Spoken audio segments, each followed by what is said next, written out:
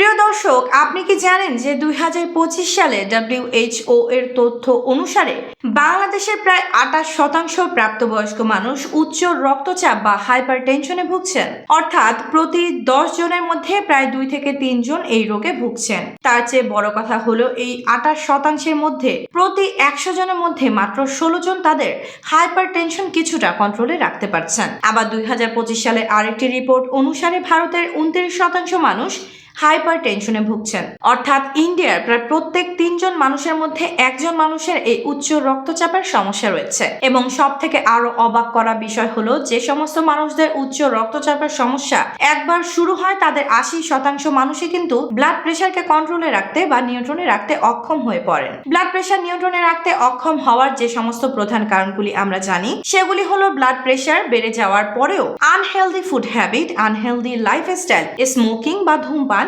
মদ্যপান বা তার সাথে সাথে বডি ওয়েট প্রচুর পরিমাণে বেড়ে যাওয়া, মেন্টাল স্ট্রেস, অ্যাংজাইটি, ডিপ্রেশন এবং ব্লাড প্রেশার বাড়ার পরেও সঠিক চিকিৎসা বা সঠিক পদক্ষেপ না নেওয়া। কিন্তু আপনি জানেন কি যে এই সমস্ত কারণগুলি ছাড়াও আরো এমন বিশেষ একটি কারণ রয়েছে যে কারণটি আপনার রক্তচাপকে নিয়ন্ত্রণের ক্ষেত্রে বাধা হয়ে দাঁড়ায়। সেটি হলো এমন বেশ কিছু মিথ বা ভুল ধারণা মানুষের মধ্যে তৈরি হয়েছে এই ব্লাড প্রেশারকে নিয়ে, যে ভুল ধারণাগুলি আপনার ব্লাড প্রেশার কন্ট্রোল জার্নিতে সব থেকে শত্রু হতে পারে। আজকের ভিডিওতে আপনাদের সাথে এমন কিছু মিসকনসেপশন বা এমন কিছু মিথ নিয়ে আলোচনা করব যে মিথগুলি বা যে ভুল ধারণাগুলি বেশিরভাগ ব্লাড প্রেশারের পেশেন্টদের মধ্যে বর্তমান রয়েছে এবং সে ভুল ধারণাগুলি তাদের উচ্চ রক্তচাপকে নিয়ন্ত্রণে নিয়ে আসার ক্ষেত্রে বাধা হয়ে দাঁড়াচ্ছে। চলুন ভিডিওটি শেষ পর্যন্ত খুব মনোযোগ সহকারে দেখুন এবং মিলিয়ে নেওয়ার চেষ্টা করুন যে আপনি যদি একজন উচ্চ রক্তচাপের পেশেন্ট হয়ে থাকেন সেক্ষেত্রে এই সমস্ত ভুল ধারণাগুলি আপনার মধ্যে আছে কিনা।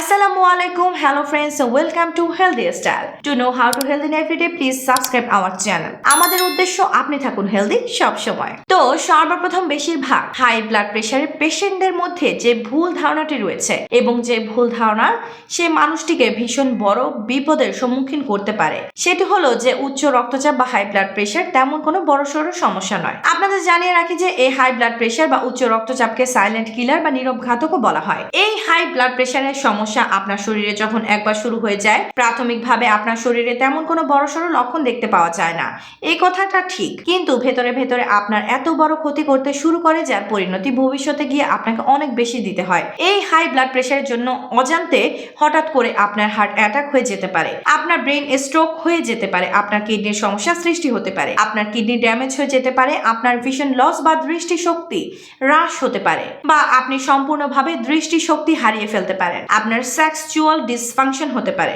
এবং তার সাথে সাথে পেরিফেরিয়াল আর্টারি ডিজিজের মতো রোগ হতে পারে যদি আপনার রক্তচাপকে আপনি নিয়ন্ত্রণে নিয়ে আসতে না পারেন। দেখুন, আমাদের যে সমস্ত ব্লাড ভেসেলস গুলি রয়েছে সেগুলির ডাবল লেয়ার পাইপের মতো, অর্থাৎ ব্লাড ভেসেলস এর ভেতরের দিকে একটি পাতলা আস্তরণ বা মেমব্রেন থাকে যেটির নাম হলো এন্ডোথেলিয়াম। সেই এন্ডোথেলিয়ামের প্রধান কাজ হলো ব্লাড ভেসেলস এর ভেতরটি মসৃণ রাখা, সেই দিক দিয়ে যাতে স্বাচ্ছন্দ্যে রক্ত যাতায়াত করতে পারে, রক্ত যাতায়াতে যেন কোনো বাধা সৃষ্টি না হয় সেই কাজটি কিন্তু ওই এন্ডোথেলিয়াম করে থাকে। এখন ব্লাড ভেসেলস এর মধ্যে যদি দীর্ঘদিন ধরে প্রচুর পরিমাণে রক্তের চাপ থাকে সেই রক্তের চাপের জন্য সে ব্লাড ভেসেলস গুলি যেমন শক্ত হয়ে যায় তার সাথে সাথে ওই সমস্ত এন্ডোথেলিয়াম গুলি রাপচার হতে শুরু করে বা এন্ডোথেলিয়াম গুলি ক্ষতিগ্রস্ত হয়ে যায় এবং এন্ডোথেলিয়ামে যে সমস্ত জায়গাগুলি ক্ষতিগ্রস্ত হয়ে যায় সেই জায়গাগুলো দিয়ে রক্তের মধ্য দিয়ে বয়ে যাওয়া কোলেস্ট্রল এবং ট্রাইগ্লিসারাইড ধীরে ধীরে ভেতরে ঢুকতে থাকে এবং অ্যাথেরোস্ক্লেরোসিস বা ব্লকেজের মতো সমস্যা সৃষ্টি করে এবং সেই ব্লকেজের মাত্রা যখন ধীরে ধীরে বৃদ্ধি পেতে শুরু করে একটা সময় পরে গিয়ে যখন ওই এন্ডোথেলিয়াম বাস্ট হয়ে যায় বা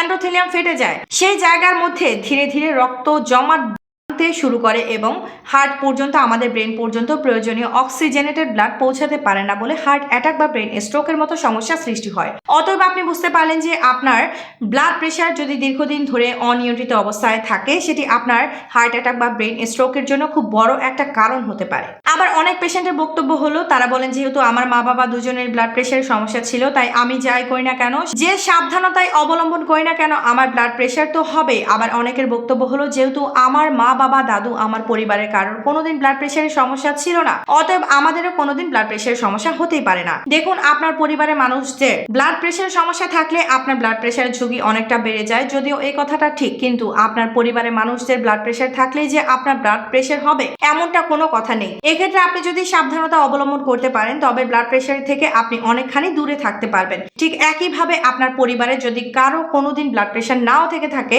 আপনি যদি বিষয়গুলিতে বেপরোয়া হয়ে থাকেন, কোনো প্রকারের কোনো হেলদি ফুড হ্যাবিট বা হেলদি লাইফস্টাইল লিড না করেন, সেক্ষেত্রে কিন্তু আপনার ব্লাড প্রেশারের সমস্যা অবধারিত বা হতে বাধ্য। তাই এই সমস্ত মিথ থেকে আপনাদের বেরিয়ে আসতে হবে। আবার বয়স নিয়েও কিন্তু উভয় দিকেই ব্লাড প্রেশারের পেশেন্টদের যথেষ্ট ভুল ধারণা রয়েছে। একদল মানুষ মনে করেন যে বয়স বাড়ার সাথে সাথে আমি যতই healthy food habit lifestyle maintain করি না কেন আমার উচ্চ রক্তচাপের সমস্যা তো হবেই। আবার একদল মনে করেন যে যেহেতু আমার বয়স 40-এর নিচে, আমি যেভাবে খাবার দাবার খাই, যেভাবে লাইফস্টাইল লিড করি, আমার উচ্চ রক্তচাপের সমস্যা সহজে হবে না। আমি 40-এর পরে সাবধানতা অবলম্বন করব, তাহলেই আমার রক্তচাপ নিয়ন্ত্রণে থাকবে।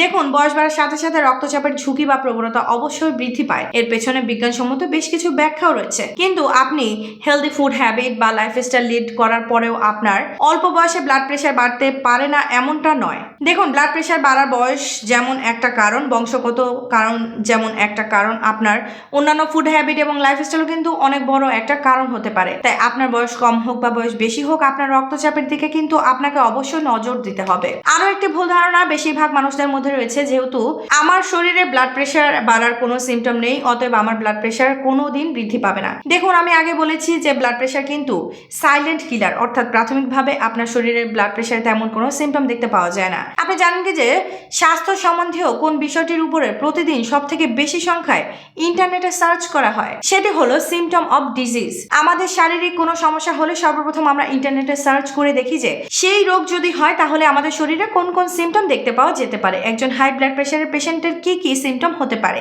সেই বিষয়টি নিয়ে আপনারা যখন এই গুগলে সার্চ করবেন, সেখানে আপনারা একটা লম্বা চওড়া লিস্ট দেখতে পাবেন। সেই লিস্টের মধ্যে দেখতে পাবেন মাথা যন্ত্রণা, মাথা ঘোরা, ঘাড়ে ব্যথা, বুকে ব্যথা, বুক ধরফর করা, শ্বাস নিতে কষ্ট হওয়া, নাক দিয়ে রক্তপাত, এইরকম ধরনের লক্ষণগুলি দেখতে পাওয়া যায়। একজন মানুষ যখন তার শরীরের অন্যান্য সিমটমের সাথে এই সিমটমগুলি মিলিয়ে দেখেন এবং দেখেন যে তার সিমটমের সাথে ম্যাচ হচ্ছে না, সেই মানুষটি সম্পূর্ণ রিল্যাক্সড মুডে বসে থাকেন যে তার কোনো উচ্চ রক্তচাপের সমস্যা নেই। তাই আপনাদের বলি যে আপনার উচ্চ রক্তচাপের সমস্যা আছে কিনা সেটা নির্ণয় করার জন্য মাঝে মাঝে আপনার রক্তচাপ একবার করে মেপে নেওয়া প্রয়োজন। WHO বা ওয়ার্ল্ড হেলথ অর্গানাইজেশন এবং ইন্ডিয়ান কাউন্সিল অব মেডিকেল রিসার্চে বলছে যে একজন সুস্থ স্বাভাবিক মানুষের প্রতি 6 মাস থেকে 1 বছর অন্তর অবশ্যই একবার ব্লাড প্রেশার চেক করে নেওয়া উচিত। যদি তার বয়স 40-এর নিচেও হয়ে থাকে এবং যদি তিনি সুস্থ স্বাভাবিক মানুষ হয়ে থাকেন, তাহলেও তার অবশ্যই প্রত্যেক 3 মাস অন্তর অন্তর একবার করে ব্লাড প্রেশারটি চেক করে নেওয়া উচিত। কিন্তু মনে করুন আপনি একজন সিকেডি বা ক্রনিক কিডনি ডিজিজের পেশেন্ট, আপনি একজন ডায়াবেটিক পেশেন্ট, আপনি একজন থাইরয়েডের পেশেন্ট, বা মনে করুন আপনার ফ্যামিলি হিস্ট্রিতে